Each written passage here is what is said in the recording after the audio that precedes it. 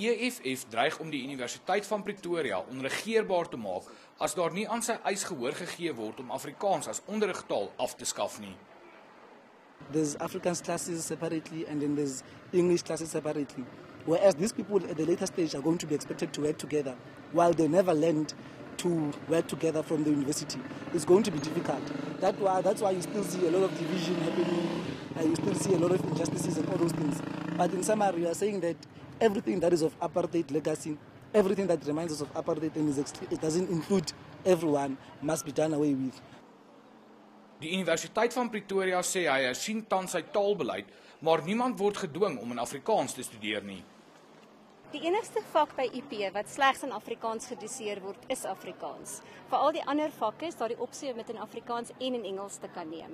Die universiteit ondersteun meertaligheid en sal in die toekoms graag wil sien dat Sepedi ook as akademiese taal ontwikkel word.